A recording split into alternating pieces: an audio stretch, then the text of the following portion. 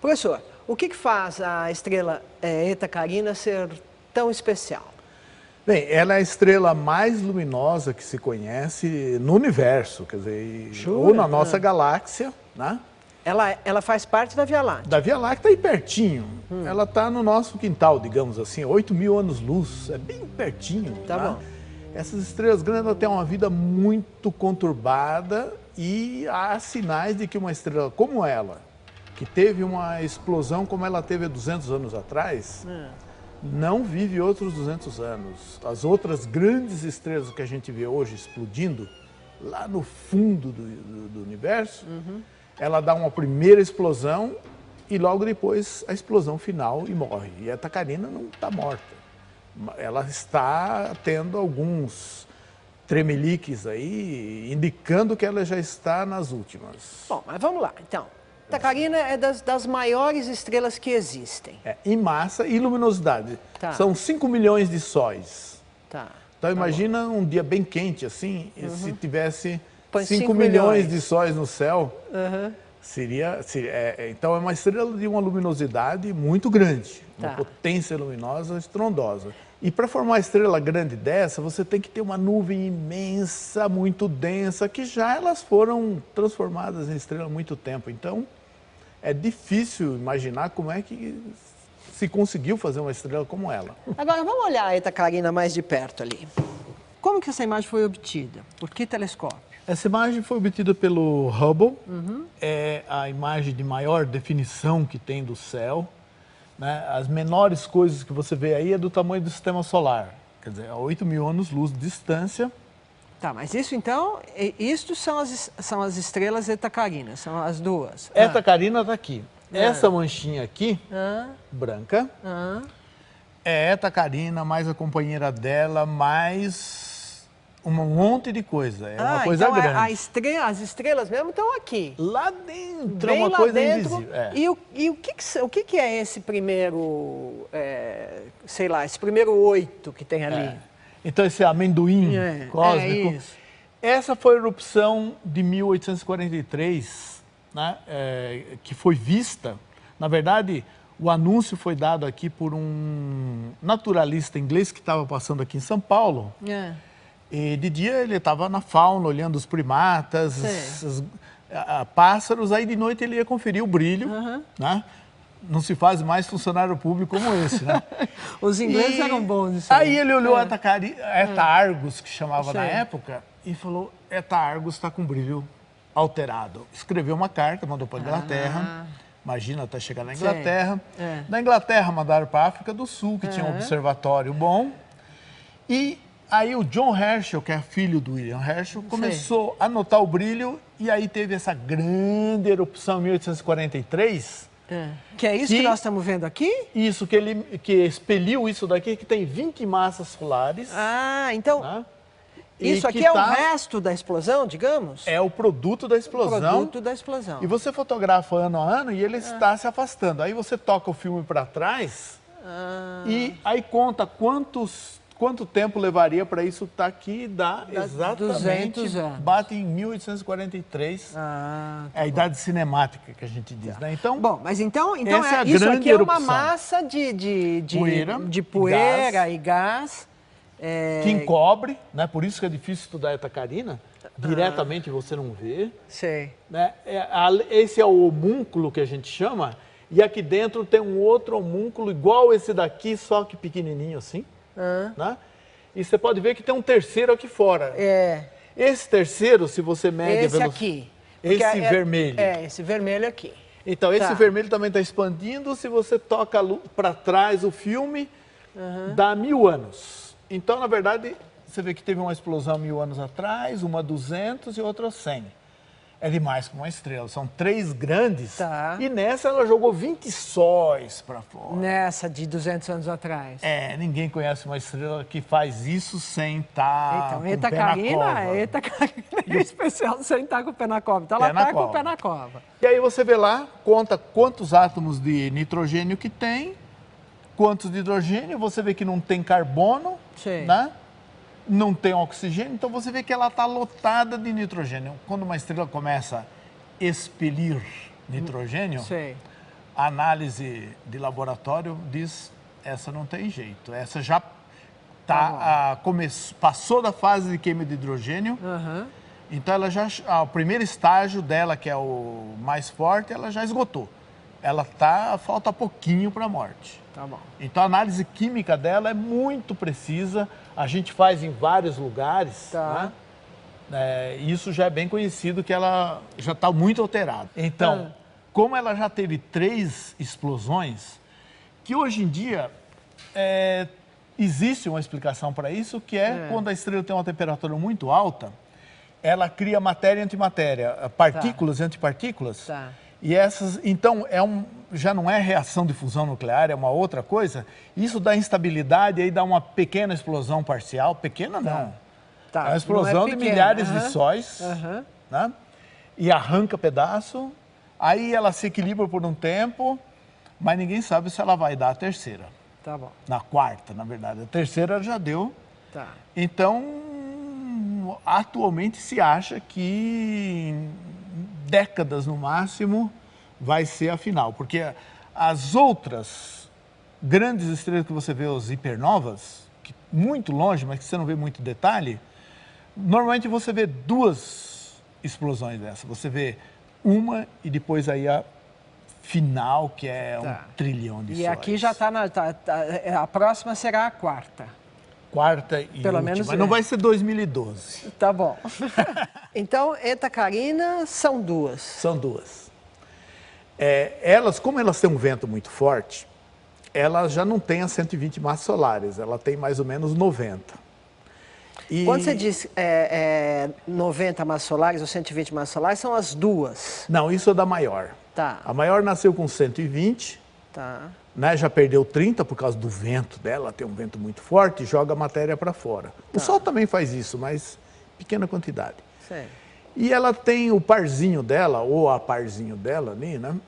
Tem 30 massas solares, então é uma grande e uma pequena, mas essa pequena, ela tem uma temperatura muito alta, então ela dá sinais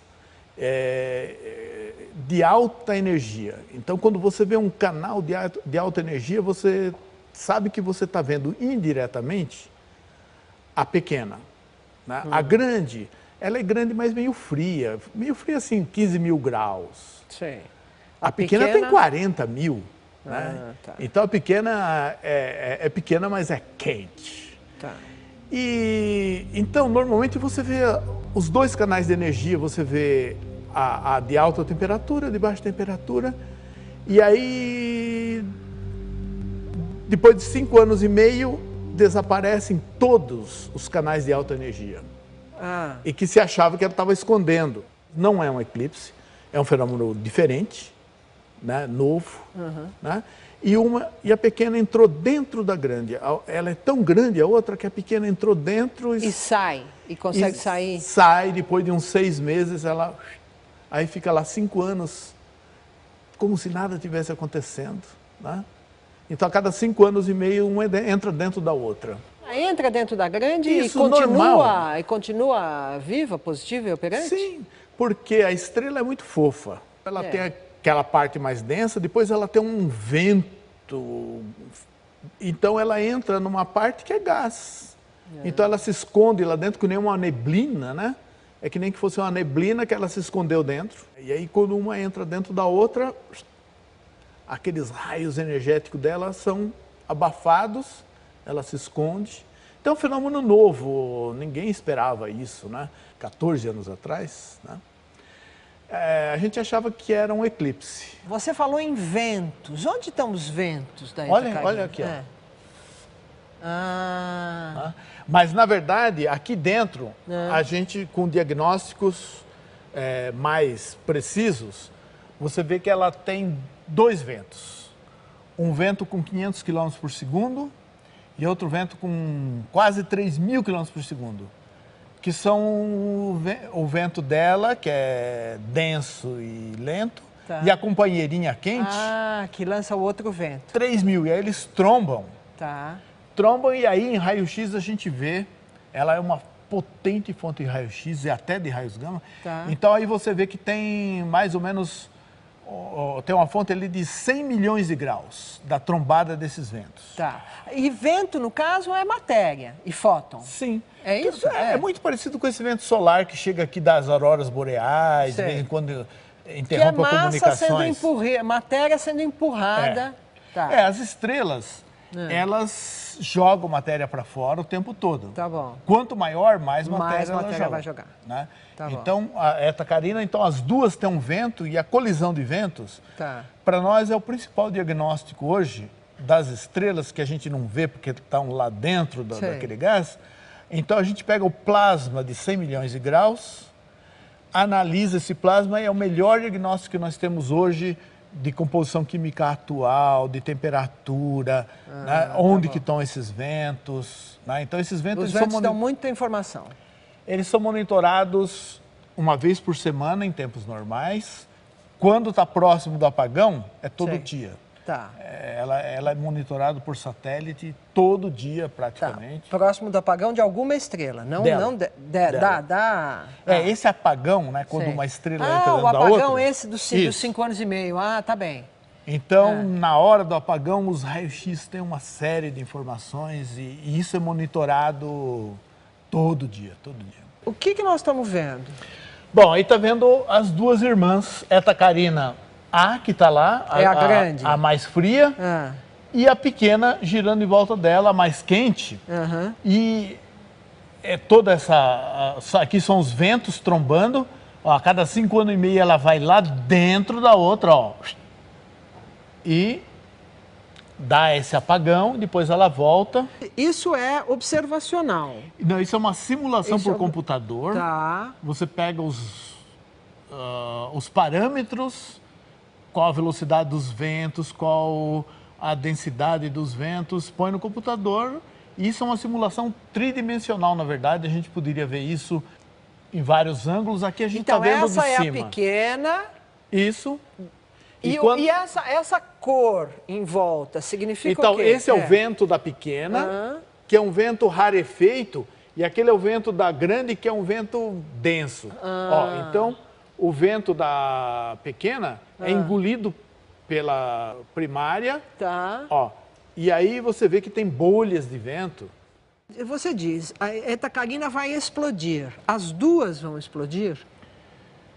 Não, quem está para explodir é a grande. A grande é que está morrendo. A pequena, ela tem energia para muito mais tempo. Só que quando a grande explodir, ela vai dar um chute na pequena e vai jogar ela pelo meio das estrelas. Não onde a pequena vai parar. A gente conhece várias estrelas que foram chutadas pelas companheiras, né? Bom, você tem duas escolhas. Ou explode e joga, né?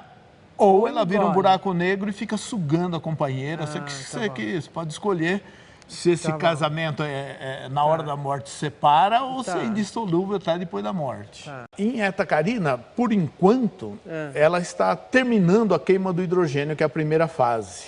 Primeira fase de primeiro combustível que ela queima hidrogênio. E ela já praticamente acabou. Então, quando a gente analisa aqueles gases, a gente vê muito nitrogênio. E quando ela produz nitrogênio, você sabe que em poucos anos ela vai estar produzindo oxigênio, que é o final da linha dela. E aí, quando ela explode, ela enche de oxigênio. Né? Então, essas são as nossas mães. Esse oxigênio que a gente está respirando aqui, ou que está nas nossas células, foi produzido todo por Eta Carinas lá no passado distante, que explodiram, morreram, jogaram isso em circulação. Né? Então, elas são especializadas no oxigênio. Né? Cada estrela é praticamente especializada num tipo de átomo. Então, estrelas grandes, especializadas em oxigênio, ferro. Quando a estrela é pequena, ela não atinge uma temperatura muito alta, então quando ela forma o hélio, ela consegue fundir o hélio e fazer o carbono, mas daí o Sol, por exemplo, não vai passar do carbono. O Sol, depois de fazer carbono, ele não vai conseguir. Quanto maior o átomo, mais energia tem que ter para fundir e fazer o seguinte. Tá, então, porque o Sol para ali. Ah. Agora, etacarina não, como ela tem uma temperatura que vai chegar a bilhão de graus, quando ela tiver bilhões de graus, ela vai conseguir fundir carbono, fundir nitrogênio, fundir ferro, né? Então ela vai conseguir fazer átomos muito grandes. Basicamente é isso, quanto maior a estrela, maior o átomo que ela consegue fundir. Em todas as estrelas, o primeiro combustível, vamos dizer, é hidrogênio, é isso? E o principal, durante 90% da vida, é hidrogênio para as grandes e para as pequenas. Tá. Só no final é que a coisa divide. E aí as temperaturas no interior das estrelas é que permitem que, é isso? Que núcleos de hidrogênio se fundam, no caso do Sol, em núcleos de hélio. É isso? Isso. E aí, você precisa de 6 milhões de graus para fazer isso. Então a estrela, quer dizer, quando uma massa de gás se contrai, se ele for pequeno, a temperatura não vai chegar a esse ponto, ele não vai virar uma estrela, vira um planeta. Quando passa de 1/100º da massa do Sol, mais ou menos, aí ele consegue energia suficiente, a hora que ele contrai, para acender o hidrogênio. Aí quando ele acende o hidrogênio, ele fica um reator estável por bilhões, ou até trilhões de anos. Uma estrelinha pequena fica 1 trilhão de anos estável. Né? Estável quer dizer, transformando prótons, é isso? Isso, em hélio. Transformando hidrogênio, então, em hélio. Isso. Tá. Pode bilhões e trilhões de anos. Tá. Agora, uma estrela grande... A uma temperatura de quanto? 10 milhões, 12 milhões de graus, isso é o comum. Que é o típico do centro do Sol. Isso. Essas estrelas grandes têm uma vida curtíssima. Essa daí, por exemplo, a Etacarina, nasceu quando o gênero Homo estava aparecendo na Terra. Tinha acabado de aparecer. 100 mil anos atrás. Não, 4 na verdade, milhões a Etacarina, de anos. 3 milhões por aí, mais ou menos, a Etacarina. Então, a Etacarina é uma coisa que está agora aparecendo.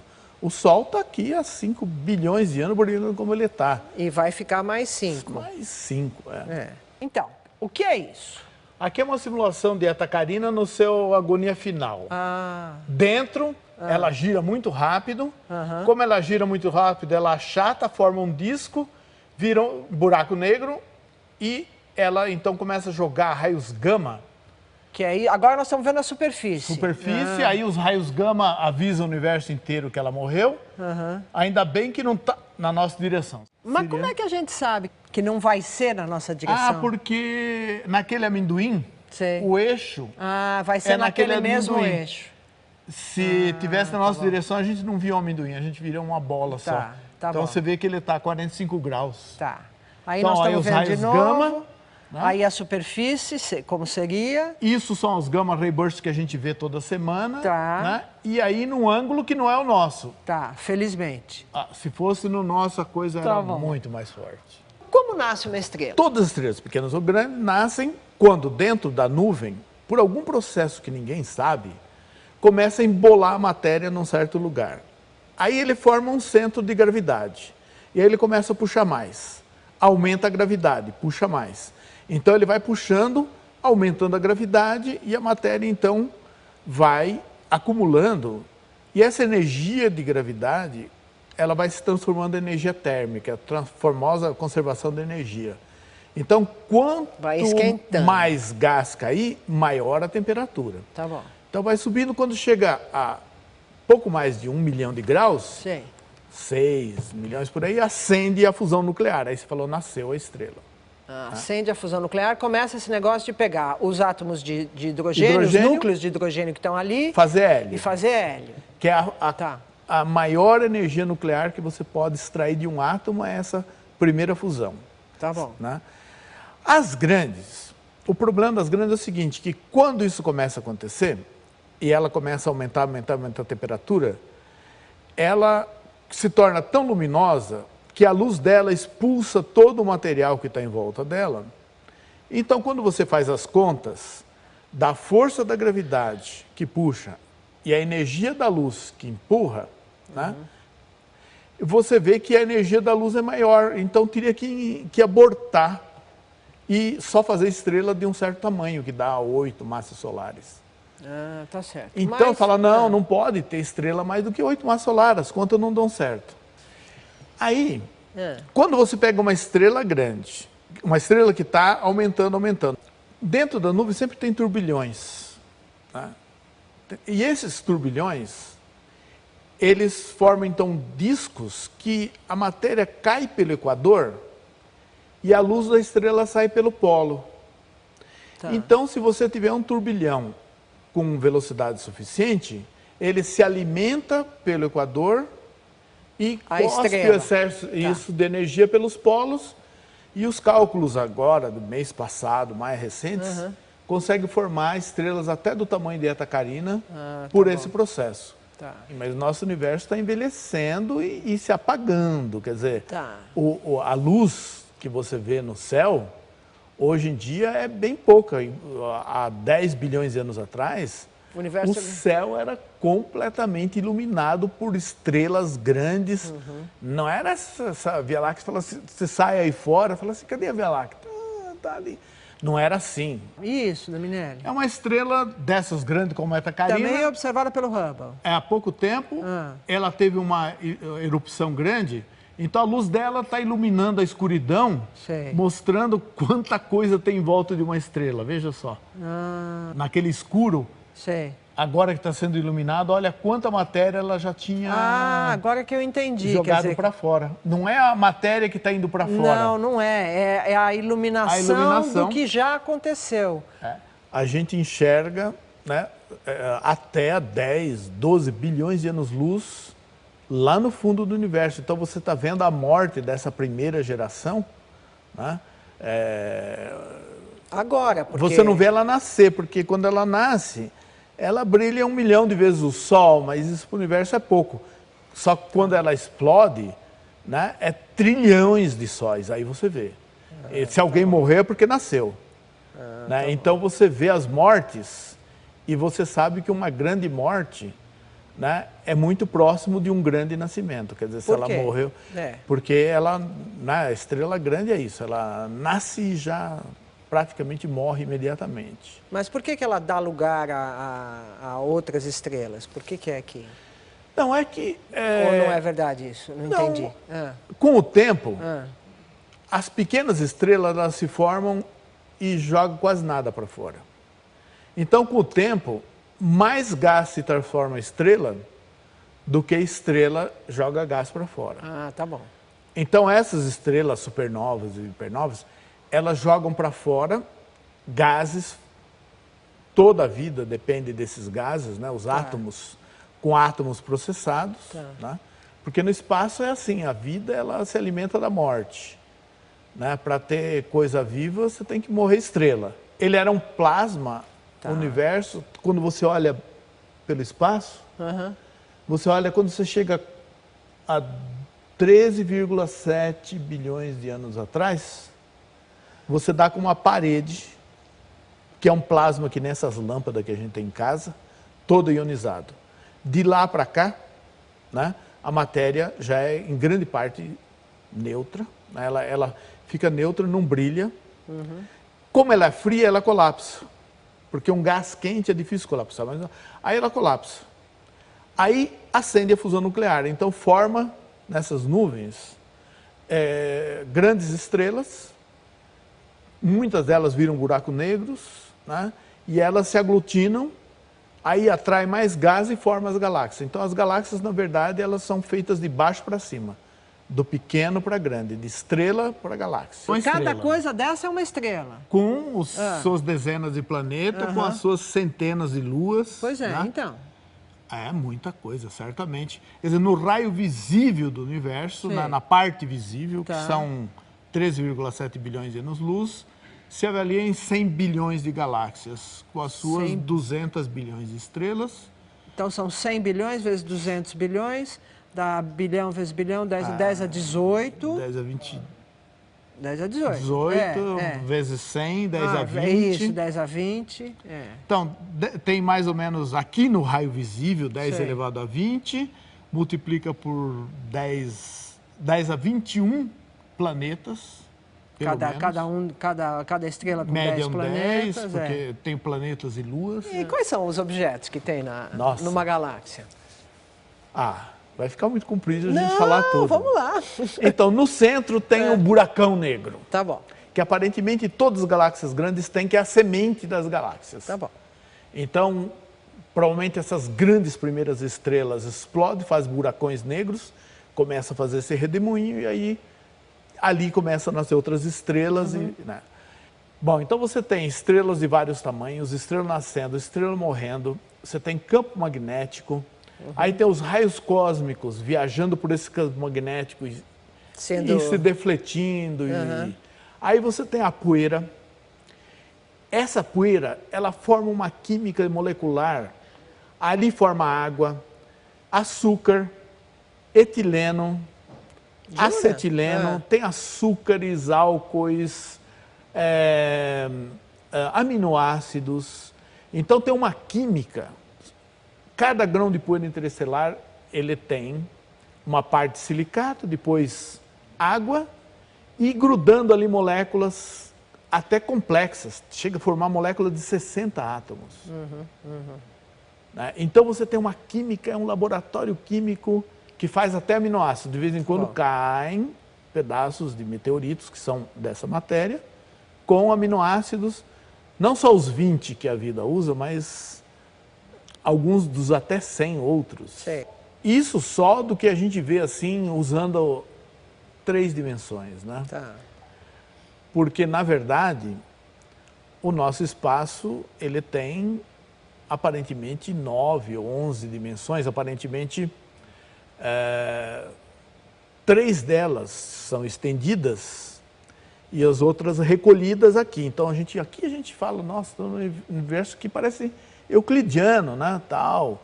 Só tem as 3 dimensões mais o tempo. Mas nas beiradas desses buracos negros, essas dimensões encolhidas, elas se estendem. E aí as N dimensões operam. Então ali é um mundo completamente diferente do nosso mundo e eles podem aí se comunicar com os universos paralelos. Então a coisa é um zoológico assim que depende de onde você está, você nem tem o que falar porque a própria estrutura do espaço-tempo muda completamente. A geometria muda, né? A física não é uma física que a gente conhece. Então, na verdade, numa galáxia tem de tudo. Então, isso é gás. Essas gás nuvens moleculares que dão origem às estrelas têm esse aspecto, é isso? Isso. Então, ali em volta da Eta Carina, lá em cima, tá vendo que tem um jatozinho assim? Tô vendo. Aquilo ali é uma estrela, aqui, né? É um bebezinho estrela que acabou de jogar matéria. Sei. Então, aqui está cheio de casulos, onde estão nascendo pequenas estrelas. Essas coisas mais esmaecidas são estrelas? Esses pontinhos ou não? Isso são estrelas. Nascendo. Já nasceram. Essa parte escura é onde que a nuvem está grávida de estrelas. Né? Aqui o sistema solar é daquele tamanho, mais ou menos ali. Né? Isso daqui é milhões de vezes maior do que o sistema solar, né? Então, são nesses lugares preenchidos por essa nuvem que é gás e poeira, é aí que nasce estrela. Se não tem isso, não vai nascer estrela. De forma alguma. E isso é muito frio. É isso? Isso é poucos graus acima do zero absoluto. E que tamanho tem isso? Tem dezenas de anos-luz. Um ano-luz são 10 trilhões de quilômetros. Isso daí tem pelo menos 100 trilhões de quilômetros, né? Essa região de formação estelar. Quer dizer, e essa imagem foi o Hubble que fez também? É a maior imagem que tem do Hubble. Né? Ela é feita em vários pedaços. A Carina foi a maior região filmada pelo Hubble.